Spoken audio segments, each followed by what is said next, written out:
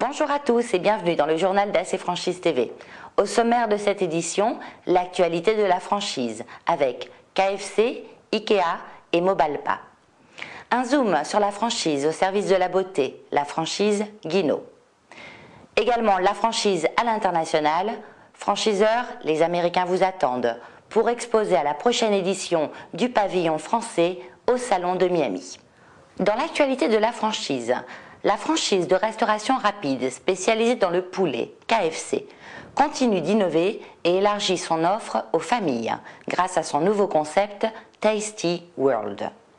Le concept de Tasty World est décliné sous forme de service avec des animations ludiques qui allient curiosité, apprentissage et animation. Tasty World, ce sont aussi des menus équilibrés qui respectent l'équilibre alimentaire des enfants comme celui des parents. Une innovation KFC qui renforce l'image dynamique de l'enseigne de restauration rapide. Longtemps numéro 2 en France, l'enseigne suédoise Ikea a obtenu la place de premier distributeur de meubles, grâce à l'ouverture notamment de 3 magasins à la fin 2008. Il s'agit des sites de Rouen, Rennes et Tours, qui ont permis de porter à 26 le nombre de magasins Ikea en France et de détrôner la place de premier à son principal concurrent Conforama. Mobalpa s'engage à défendre le pouvoir d'achat des consommateurs en misant sur une totale transparence de ses prix. Philippe Crozet, directeur de l'enseigne, prend donc l'initiative d'une démarche inédite en proposant un nouveau catalogue cuisine 2009 qui affiche clairement tous les prix publics de ses modèles. Une démarche unique dans l'univers de la cuisine qui sera prochainement relayée par l'ensemble du réseau Mobalpa. De suite, le zoom sur la franchise Guino et l'interview de Valérie Di Michelangelo. Madame Valérie Di Michelangelo, bonjour. Bonjour. Vous êtes la directrice développement franchise de la marque Guino et Maricor. Pouvez-vous me présenter les raisons de votre succès ? Alors je pense qu'à l'origine, les raisons du succès remontent à plus de 35 ans, à l'époque où notre PDG a créé la première marque du groupe, la marque Guino. Il a été l'un des premiers à adapter des méthodes de soins totalement exclusives dans le monde des instituts de beauté. Et il a progressivement bâti son succès pour devenir aujourd'hui le leader sur le marché des soins de beauté en institut, donc en France et à l'exportation. Et il a commencé par la marque Guino et il a créé une dizaine d'années plus tard la marque Maricor, positionnée sur le monde de l'aromathérapie. Et les raisons du succès viennent de là en fait, d'une grande expertise, d'une grande connaissance du monde de l'esthétique, des esthéticiennes et puis des recettes pour faire bien marcher un institut de beauté. Quel potentiel de développement pensez-vous avoir aujourd'hui en France ? Nous pensons que le potentiel de développement est très très important puisque d'une part il y a fort peu de femmes qui fréquentent les instituts de beauté de manière très régulière, elles sont un petit peu moins de 10%. Et d'autre part, il y a des esthéticiennes, et notamment la nouvelle génération d'esthéticiennes qui souhaitent renouveler leur métier, avoir une approche plus novatrice pour pratiquer le métier d'esthétique, un peu comme l'ont fait les coiffeurs il y a quelques années. Ils ont fait leur révolution culturelle. Dans l'esthétique, ça n'a pas encore été fait, du moins pas à cette échelle-là. C'est en train de se faire. Et ce qui est très intéressant, c'est que du fait de cette révolution, il y a des gens qui viennent à l'esthétique, qui n'avaient strictement rien à voir dans leur passé professionnel, et aujourd'hui j'ai dans mon réseau à peu près 50% de personnes qui faisaient totalement un métier différent de l'immobilier, de la formation, de l'informatique, et ça ne pose pas de soucis. À l'international, nous commençons maintenant notre développement puisque nous avons d'abord voulu finaliser, optimiser nos 2 concepts sur la France.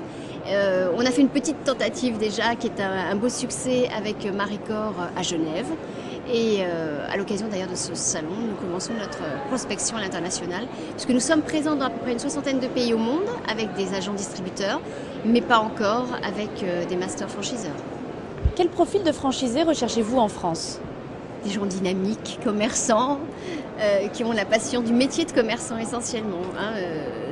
J'aurais tendance à dire qu'on a une contrainte importante dans notre métier, c'est que la loi oblige l'exploitant d'un institut à détenir le CAP d'esthétique.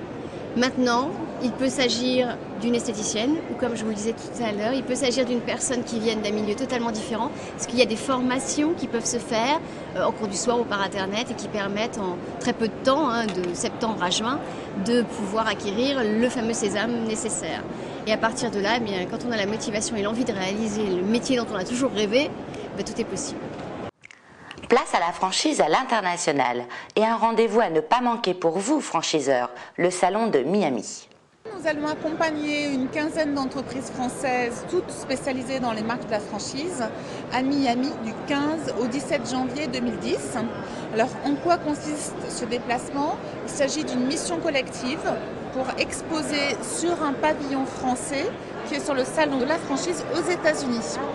Les entreprises arriveront la veille du salon pour installer leur stand, participeront à un séminaire qui leur donnera toutes les informations utiles pour se développer en franchise. Ensuite, elles exposeront pendant 3 jours et chaque jour, il y aura un séminaire de rencontres pour faire du networking, pour rencontrer des franchisés potentiels. Au-delà de l'exposition, bien sûr, elles auront une partie communication en amont puisque nous avons un emailing sur les franchisés intéressés qui peuvent venir sur d'autres salons comme celui-ci et qui ont un intérêt pour rencontrer les marques françaises. Alors, le principe est très simple, c'est-à-dire que les entreprises s'inscrivent à l'avance auprès d'UbiFrance, où elles peuvent contacter la mission économique de New York, qui est UbiFrance États-Unis et qui représente le secteur commerce et distribution aux États-Unis, donc moi-même et mes équipes, ou bien elles peuvent s'adresser directement à UbiFrance au service commerce et distribution. Elles n'ont à s'occuper de rien en ce qui concerne l'aspect logistique, tout est pris en charge par UbiFrance pour elles. Elles se concentrent sur leur activité et sur leur développement de leurs projets aux États-Unis. On fait en sorte chez UbiFrance de sélectionner des marques qui sont déjà bien prêtes au marché des États-Unis, qui est un marché fortement concurrentiel, qui offre de nombreuses opportunités, mais il faut être déjà bien préparé.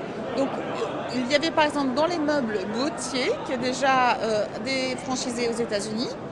Dans la ligne, la forme et les espaces donc, de centre de remise en forme, la marque Pitch Up. Pour la restauration, Relais de Paris et Nouilles, qui est un concept de pâtes en restauration rapide, ce qui est quelque chose qui marche très bien aux États-Unis. Également dans le service à la personne, Fidelio, qui s'occupe de tout ce qui est rencontres. Et en ce qui concerne les aspects plutôt cosmétiques et accessoires, Réserve Naturelle, qui a déjà plus de 100 magasins en France et qui également était aux États-Unis. Bien sûr, nous avons aussi la partie textile habillement qui était présente avec Marco Cerossi et la partie esthétique avec Body Minute. Donc, ce sont des exemples.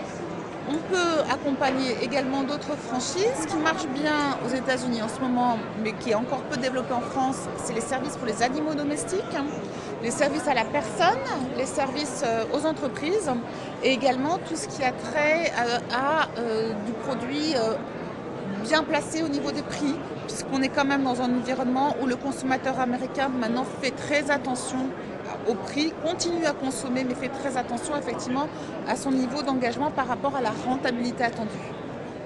Merci de votre attention et à la semaine prochaine pour de nouvelles actualités.